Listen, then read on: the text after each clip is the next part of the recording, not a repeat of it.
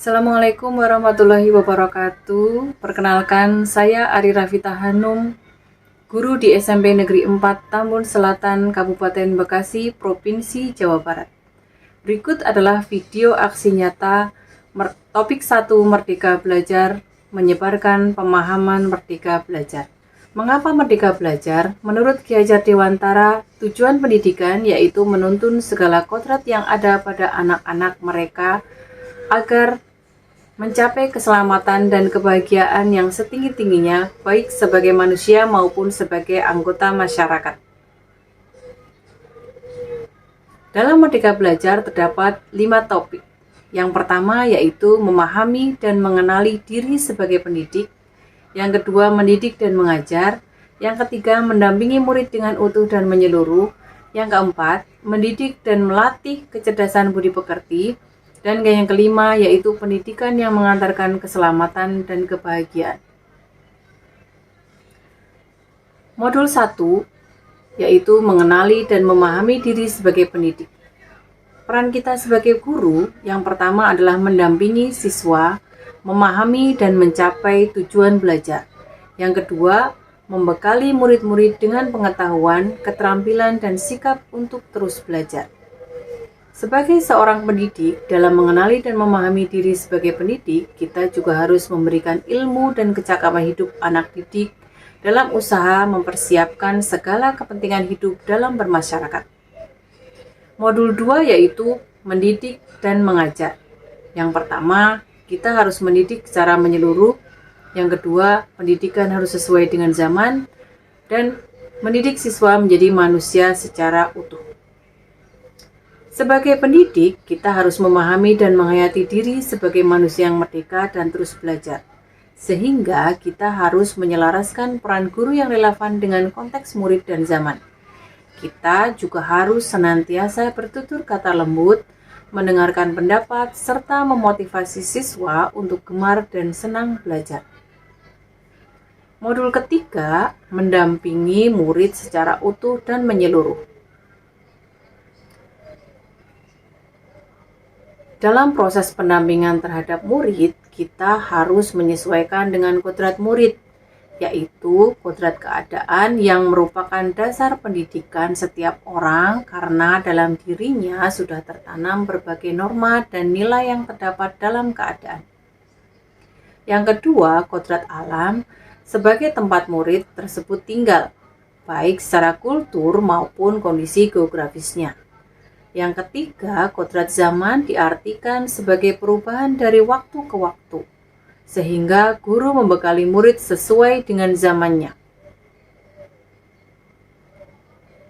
Dalam mendampingi murid, kita juga harus menerapkan asas trikon. Asas trikon dianggap sebagai jawaban yang tepat untuk menuju pembelajaran yang berpihak pada murid. Ada 3. Yang pertama yaitu kontinu, yang kedua adalah konvergen, yang ketiga adalah konsentris. Kontinu adalah pengembangan yang berkesinambungan dan dilakukan secara terus-menerus dengan perencanaan yang baik.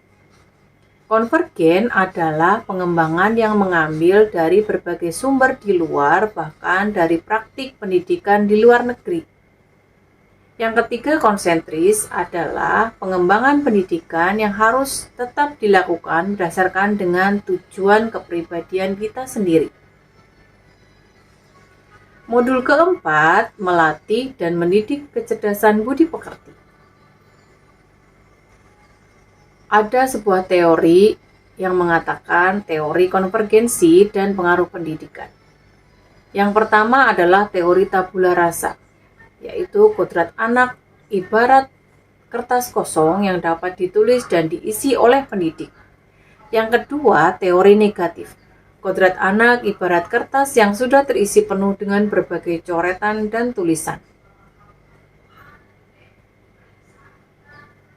Sehingga kita, peran guru terhadap murid harus yang pertama melatih keberanian berpendapat atau yang disebut dengan akal. Yang kedua, mengasah perasaan dan perilaku, yaitu rasa. Dan yang ketiga, memunculkan kehendak atau karsa.